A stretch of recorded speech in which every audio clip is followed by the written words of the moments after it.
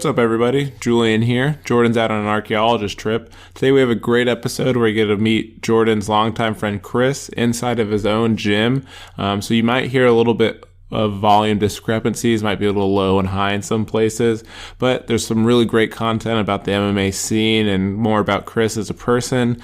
We really hope you find this very informative, and there is a little bit of profanity in here, so be aware of that. But with that being said, we really thank you for the support once again, and hope you enjoy this episode. Welcome back to another episode of Off the Top Podcast. Today is going to be a very interesting one. We're in a new location and with somebody pretty cool. It's obviously your boy Jordan. What's up? It's Julian. I'm really excited for what we have today because I know little to none besides what I see on TV of this industry.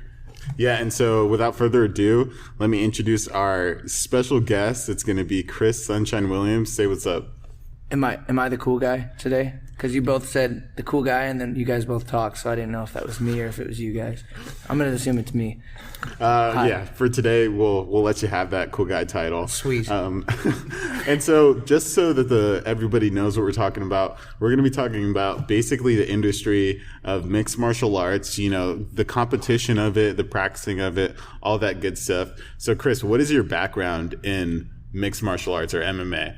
I'm an entertainment capitalist. That's what I call MMA to me. But I guess my background is I started in Taekwondo, which is, I guess originally a Korean martial art. It's more about kicking. You know, you just kick the crap out of everything and anything as many times as possible. Lots of different kicks, very technical. There's forms or pumses or whatever. So I went through that for a really long time. And then transferred over to wrestling, which is, I guess another martial art essentially. And I did wrestling for many years in high school, and then tried it in college, got fat, did judo through Southern Oregon University with a very old gentleman who was like 85, but he was like an 8th degree judo black belt or something. Super, super BA, dude. That stands for badass. And we would just work foot sweeps and hip tosses and form the whole time.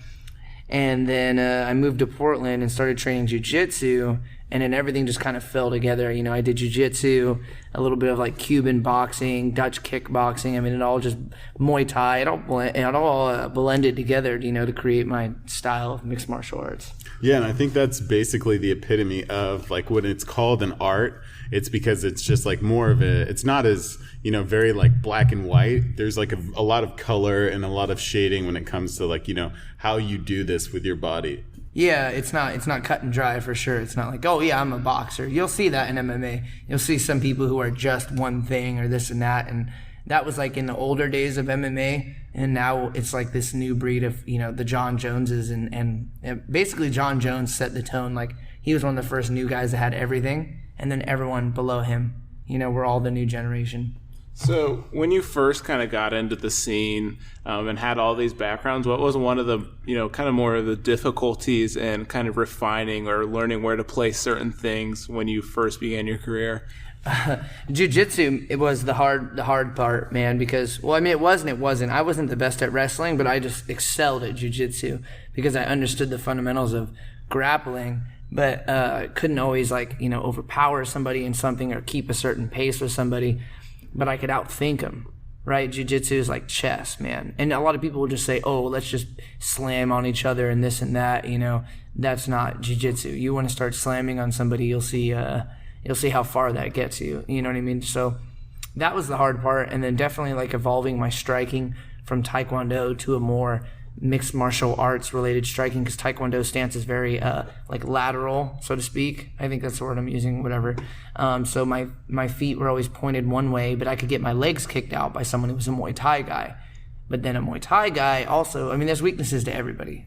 You know, it's crazy. Yeah, definitely. That makes total sense. And so basically it sounds like, you know, you had this very precarious journey and you end up in Portland and you kind of start your competitive mixed martial arts career. And obviously me and us in the room know how great it's been so far, but tell us about it a little bit. Oh, dude, it was a total trip. I was just like, I'm going to do this. I told she was my then then girlfriend, now fiance, whatever her name is. Her name's Marco, right? I was like, I'm gonna do this fighting thing, and I'm gonna roll with it, and I think I'm gonna freaking kill it. And she was like, all right. Like, you know, she's not gonna be like, no, you're a dumbass, don't do that. She's gonna support you because that's what people in relationships are supposed to do. And then before I knew it, I was like 8-0 as an amateur, which was like a lot. I mean, that's a lot of amateurs don't do that many. Some like do 1 or 2 and then go pro, then get their ass kicked. I wanted to make sure I had a lot of amateur fights, and I fought tough amateur dudes. I went around and just like took every belt I could as an amateur in the entire like Pacific Northwest, and then went pro. And it was ecstatic. Yeah, that's one of the things when Jordan was kind of giving me the rundown. I know he came up and saw a couple fights, but it sounded like you were like knocking out fights back to back in a very short time period. What's that like in like a kind of a training or like a mental space to do that many fights that quick? You know, I think it's funny that like people reference Bruce Lee a lot, but a lot of people don't actually live that lifestyle. Like that dude, I mean, regardless of if he could fight or not or whatever, I don't care about that. But that dude lived the martial arts lifestyle. Like he lived near his gym, or he lived in his gym or whatever. He eat, sleep, trained, all that was centered around the gym. And a lot of people will say they're about the gym, but they're not, right? They work, but then they work far away or something. Like if you have to work until, you know, it pays the bills, then you make your work close to your gym. You want to eat, you better be eating at the gym or close to your gym. You want to sleep, you better live close to the gym. I mean, everything has to be centered around the gym. And if it's not, you have to make it work. Otherwise, you're not going to really find that success. Me and my professor, Fabiano, have that same attitude. And I believe, and he believes, that's why my success has been so rampant in this last 3 years.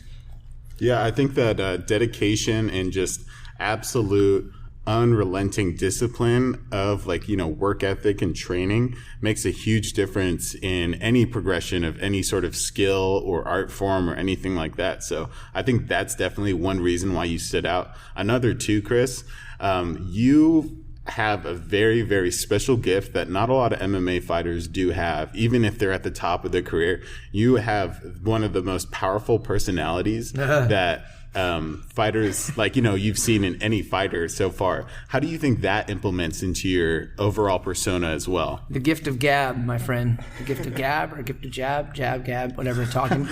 I always wanted to be a lawyer growing up. I read John Grisham all my life, and I just loved that stuff. And I was like, damn, these lawyers just go on and on and on, and they're so witty and stuff. And I didn't like to talk for a period of time. Like a lot of people put me down as a kid. And I always told myself that if I had more confidence, I would just let it out. And I wouldn't give a shit if someone was like, you sound stupid. Like, oh, bring it on, dude. I'll whoop your ass. Now I can. So, and now I actually am in the least amount of conflict in my life. And yeah, it's really funny to watch other fighters or personalities like in the higher end of the field. And they have as much personality in their entire body as I do in like my small pinky toe, which has like no nail on it because it falls off all the time because I train every day. It's interesting that you said you wanted to be a lawyer at one point, because I could see you'd make a very interesting case on some things. What are some things that you find yourself just in a day-to-day life arguing and being on the winning side? Pretty much anything I do wrong. I pretty much argue my way out of that until I'm right most of the time. And eventually, if I can laugh my way out of it as well. Like, did you do that? Like, no, come on, are you kidding me? Like, or I just won't say anything. I'll just be like, come on, and just move on with it, right? And then my fiance is getting really good at being like, no, did you fucking do it?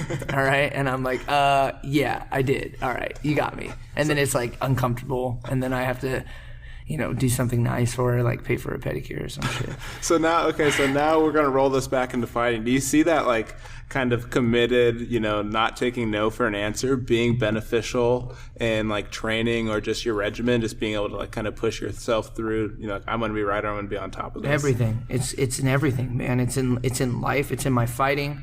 It's in my, professional fighting career. It's in my gym. It's in my sponsors. I mean, it's like, I mean, even if I get a no, it just motivates me even more, right? I mean, like, I can take 1,000 no's, and that one yes is going to sustain me for another 1,000 no's. So, I mean, if you have that kind of weak personality where you're just going to give up after something, I mean, you might as well just go do it like I don't know, I don't want to talk crap on like a 9 to 5, but you might as well just go do something meaningless and maniacal.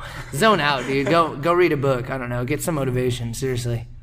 Yeah, I think it's one of those things where you have to have a lot of heart and gut, especially to, because as a mixed martial artist and a professional one at that, like, you are your own entrepreneur. Like, your business stems from your body in like a very major and like very almost direct way. So, you have to have like that personality we talked about of, presenting yourself in a certain way that's powerful, that people, feel impacted by and make an impression in that way. So where do you think, well, let me ask you this, Cris, being that you've trained and been around some of like, some very successful fighters, do you think that you've gained certain things or picked up certain stuff from those guys?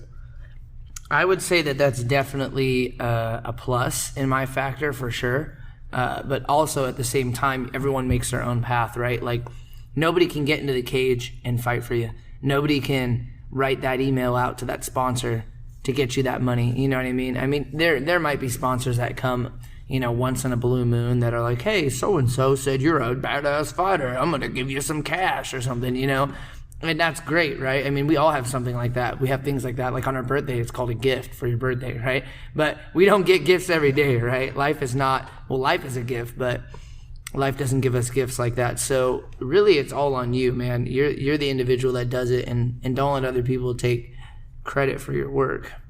Yeah, it's one thing I never really thought about in the terms of sponsorships in the business of MMA. MMA is like seeking out sponsors, and they're not like, obviously you see all these guys on TV that have all these sponsors, but in the beginning it wasn't like that. I don't really truly understand the business of MMA, like how these sponsors really, how do they connect with you? Like, what is your relationship with them? I am very personal with all my sponsors. I know the owners of all the companies. I know them. I know their families. We're all close. I mean, we don't go out to brunch every day, but I know them, right? And I want to be involved with them because their companies matter to me. And they're not just something that I put on my shorts or my banner because I want money. It's because I believe in their company and I think what they're doing is awesome, right? Some people are like, yeah, McDonald's, bring it on, $1 million, cash in. I'm like, all right, promote that, go for it, right? And a lot of these sponsors don't even know who they're getting sponsored by. They're just talking with their pimps, which is like 99% of managers, right?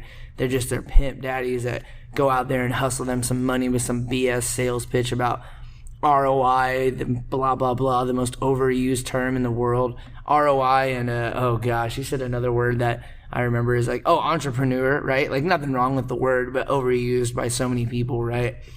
Those words, dude. Make up your own word. Not you. Not against you, Jordan. I love you. You're beautiful. You're a beautiful person. That's why I say entertainment capitalist. Yeah, I think that's very important to like distinguish. I think one thing that you excelled at, and me having the privilege, you're one of my good buddies. So I've I've seen the journey of how you've stepped through things and how you've surmounted obstacles. Fat to fit. No, seriously. And to this day, I still call him fat sometimes when he's getting a big head. It drives me insane. But I think that's just a testament of, what the strong qualities or the desirable qualities are to be successful or, just to be successful in a lot of things. The ability to take no for an answer and be okay with people saying no to you. The ability of, that discipline, that hard work, and that just like absolute dedication. And, being humble in the fact of, you're always learning something, and regardless of what situation you're in, right? Yeah. Yeah. So with that being said, and kind of getting into the nitty gritty now, like, we are aware that you're kind of in your fight camp or getting ready to fight. What is kind of your weekly, give us just a day rundown of like a real heavy day training, getting ready? 5 meals, prepped 100% customized for me from a meal prep company called CI Lifestyle Meals by 2 chefs. Right, 2 chefs that used to own restaurants or whatever and made a meal prep company that has like a different menu every day. I need variety, otherwise I lose my shit. And you need proper nutrition to stay in this game. What you are, what you eat. If you look at Jordan Burroughs, one of the best wrestlers in the world, he says that all the time. You are what you eat. So that is like step 1 for my day. If I don't have those meals, my day is screwed. It doesn't matter what I did. It could be totally wasted. I could train 7 times that day and it wouldn't do anything for me. Plus, you don't want to train 7 times. That's stupid. A typical day looks like a good amount of coaching in the morning at my gym, followed by some some brief but intense training at my home fighting gym in Portland. Then, back to my gym, a little cool down, a little bit of stretching, training and coaching some more. Then a bit of a private session working on one of my specialties, whether it's boxing, kickboxing, jiu-jitsu, wrestling, right? Back to training. Meanwhile, all these meals are fit in there, right? Lots of hydration, back to coaching. And that's it, man. I mean, it really consists of coaching, training myself, a little bit of free time, which I'd probably spend, on playing one game on the Xbox, and then back to the real life.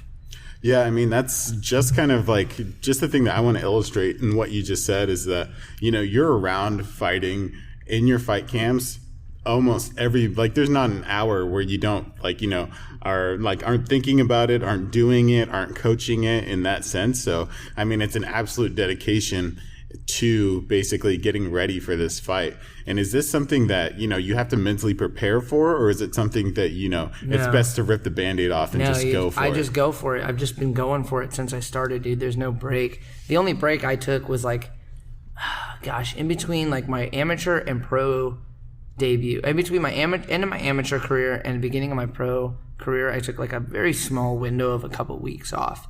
But I mean, it's my life, right? I made this choice and I love it, and there's not a day that goes by that I'm like, oh, I'm just gonna go friggin' sort clothing in a clothing store. That's what I'm gonna go do for the rest of my life. No, you make that decision, you do it, and you don't look back. And you talk about kind of entering into the pro circuit. For those who don't know, it's not like people just show up on the top stage. So tell us about that route to get to the different levels of the pro stage. There's levels for sure. Different states have different requirements, and then on top of that, some states are easier, some states are harder. In Oregon, the Pacific Northwest, some of the toughest fighters in the world, and you see it because when they make it to the big show, they're top contenders, they're champions. I mean, they just kick everybody's ass, and they don't go down without this nasty fight, right? So I came up in the amateur circuit fighting in one of the oldest amateur promotions in the U.S. It's called the FCFF, Full Contact Fighting Federation. I won multiple belts in multiple weight classes in that organization, then took belts from other organizations around the Pacific Northwest, then went professional and fought in other local shows. So I fought in Washington, I fought in Idaho, I fought in Oregon, and then Oklahoma. Now I'm fighting in South Dakota, right? But then all those were local, and then once you got to a certain point where you've kind of beat good names, right? Certain shows look at you and they go, ooh, that's a guy I like. And that's when I got the call to the big show. The big show, what I would call the NFL of MMA, which is Bellator. And now that's where I'm spending the rest of my professional career at, hopefully. Gotcha. And so obviously some of our listeners aren't as well versed to the kind of the hierarchical structure of MMA in the professional arena of MMA. So what's the difference between Bellator and the UFC, for instance, that a lot of people would know? So the only difference really is the name, man. I mean, it's the same high caliber quality. The best fighters in the world are in these organizations, both of them, right? The only difference is the name. And I would say maybe the pay structure and then their marketability. The UFC has been around longer and monopolizes the industry, or tries to. And the beauty of other companies like Bellator is it takes away that monopoly, that power, right? We don't want monopolies. Monopolies are bad. Unless you own the monopoly, then you can have it, right? Bellator allows for sponsorships in your fight. You can have it. You can have logos on your body. You can have them on your shorts. You can have them in your banner. You can talk about them on the TV. You can talk about them when they do their social media. I mean, social media is everything, right? That is not the case at the UFC. You do what you are told, quotation marks around that, or you are gone, right? And if you deviate from the social norm, you are out, which I find hilarious in a sport where we literally fight other human beings for money, all right? We are fighting people for money. That is one of the craziest, oldest, sickest shit in the world. It's fucking dope. literally let us talk about whatever the fuck we want to talk about. You know what I mean? Let us promote whatever we want to promote. So now you go from fighting other humans to, in the stage you're at right now during your career, you're also training other humans to fight other humans. What has that switch of pace been like, to like being in it to being like, all right, you need to work on this, or like you need to get to this stage? Right before I fight, I get into a mindset of I'm going to murder you and your family, and it doesn't matter, and you're not going to stop me. All right? And then I immediately get out of that and I go back to being a loving, soon-to-be husband with a family, and I have kids that come in here. I mean, the switch is night and day, right? And then you go back to that, and it's like, I'm going to fight. Well, hello there, boys and girls. Are you ready to learn takedowns today? You know what I mean? Like, it's really scary, but teaching other people is awesome, because what I'm promoting is like body confidence, right? Self-confidence, mental clarity. I mean, there's just so many benefits to training, and being trained and training itself. I mean, it's just a double whammy effect. They love it. I love it. I love when they love it. I hate it when they don't love it. You know what I mean? It just breaks my heart when someone doesn't get it, or doesn't want to get it. Like, those are like, you just don't want to teach people like that. You don't even want to force it on them. You know what I mean? So there's just balance of it that's just highs and lows. I feel like I'm bipolar, man, which I'm not. I would know. Trust me. Maybe. I don't know. Fuck you. Don't tell me what to do. Right. So, that's about it. Yeah. And I definitely agree. Like, teaching is such a rewarding feeling, especially if you have students that are, regardless of what it is, catching on and obviously making big strides. My question is, Cris, through that vacillation of training, coaching, and all that, leading up to a fight like you are now, what is it like to actually, let's say it's the day before a fight or the day of a fight. What is that like? Like, mentally? Yes. Because physically, you're like feeling amazing and you're feeling like shit because you just cut so much weight. Most people do. If they try to tell you they don't cut a lot of weight, they're just lying, unless they're a heavyweight. You know what I mean? Heavyweights don't have to cut weight. They just put down the fork for a day. That's it, right? I mean, seriously, though, dude, they do. They put down the fork for a day and they make weight. If they're cutting as heavyweights, I mean, Jesus, that's crazy. Mentally, you're thinking like a million different things. For me, I think nothing but positivity and pure rage. Positively pure rage. I like that. That sounds great. Like, I'm fucking amazing and I'm going to destroy you, And then physically, your body's like, oh, man, we just didn't eat carbs for like a week. Oh, my gosh, that's spaghetti. And then you're like, oh, it's all good. No, it's not. Yes, it is. It's good. And then you go fight. But this guy's not bipolar, so. So now you're in this, this positively pure rage phase is what we'll call it. Yes. When does it ever settle in, like the atmosphere in? Like, some are probably a little bit more hostile than others. Some, you're kind of owning the crowd, or maybe you're always owning the crowd in your case. Maybe the crowd's always against you. I always assume that everybody is against me always when I'm at these things. Every single person. And then when someone's nice, I'm like, fuck you. What do you want? What? Oh, hey, man, how you doing? Oh, shit. Should have been nicer. But no, really, that's my attitude. Jordan, what would you describe Chris's fights like that you've been to? Well, first, just to talk on that point a little bit, I have an interesting story. So I go to one of Chris's fights, and I'm hanging out with him before the fight, the day of. And before we get there to the actual fight venue, he kind of and Cris is a guy that always jokes around, and isn't very extraordinarily serious all the time. So before we leave, he seriously he comes and says hey guys, before we go into this thing, not a lot of people like me. So don't be surprised, And so that is I feel one thing that illustrates, Cris being a polarizing guy. It's easy to latch on and be like, dude, this guy's the man, or I despise what this guy's about to the core. Hot or cold. That's it, dude. That's yeah, it. Exactly. You hate him or you love him. Or you love to hate him. No, or yeah. I don't care. Or you hate that you love him. I love him. I love it all. But one thing that I do remember is just especially when his amateur career, I never got to see one of his actually I did. I remember just how quick he would finish guys, and the fact of submission. Truly, I remember the last fight I went to, it was your pro fight in Portland, and it was less than a minute. Literally less than a minute, and it was Cris walked off unscathed. He choked this dude out, And it was just like one of the, like, it was super climactic. He was the main card, waited all night. And then all of a sudden he just like choked him out and like, what? It's like a big fuck you to the audience. Maybe that's why people don't like me, because they're like, they want to see me get hit and then win. And I'm like, no, fuck you. I'm not gonna get hit. I'm just gonna win, and you're gonna party with me later. I thought for sure you were gonna bring up the fact that normally I'm a very fun and not so serious guy, and I totally had a meltdown before one fight because my girlfriend, she was then girlfriend, right, made me hash browns in the morning. And I like to have things organically, right? And these were like frozen hash browns. And to this day, I regret getting so mad about it. I was like, why the fuck did you get me frozen hash browns? And I was just losing it. And everybody's like, calm down, Chris. And I was like, no, fuck this. And I'm throwing things and I'm like stomping around the house. I'm like, I got to fight today. I need my organic. It was nuts. Dude, yeah. So I'm glad that you didn't say that, because now I get to tell the story the way I felt like it was. And you don't say anything any worse than what I'm saying. No, absolutely. I mean, this guy becomes an absolute diva. It's like, awesome. Yeah, like Bridezilla, just he knows how to kick people. And then I kill. But I mean, Chris, you've like obviously this has been probably one of our most colorful podcasts, especially in language and just pure emotion. No, it's been great.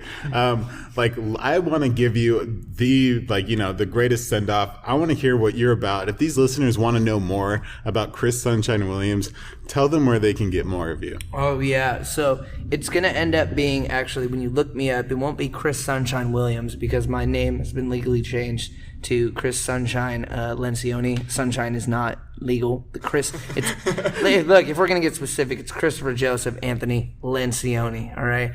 But when you look me up, it'll be Cris Sunshine Lencioni. You know, it's Chris. It's like at Cris _Sunshine _145 on Instagram, and then type in my name on Facebook, and it's Chris, no H, man. So that's really easy. There's not many CRIS Chris's out there. And then I've got a Twitter. I talk shit on that. I think it's like Cris Sunshine something. Look, check it out. I got good shit I talk about. I got good sponsors. You'll like their stuff. I mean, even Ball Wash is one of my sponsors, right? That's like a men's product for your balls. I mean, the ladies like it too. It's all good. Everybody likes my stuff. Mm-hmm. And what about your gym? Oh yeah, that's great you said that, because we're sitting in it and I forgot about it. It's called Sunshine Athletics and Fabiano Scherner Jiu-Jitsu, because that's my professor. That's homage to him. Homage? How do you say that word? Whatever. I didn't go to school. Both, so I didn't go to school for wordsmith, all right? I went to school for criminal justice, and I got that degree. So anyways, moving on. We're an affiliate for jiu-jitsu, and then Sunshine Athletics is the program I've developed for kickboxing and kids, other stuff like that. Don't read into it. It's a cool name. We're in Canby, Oregon. Get used to it, all right? Yeah, and so everyone, you've obviously known now how to get a hold of Cris Sunshine Williams.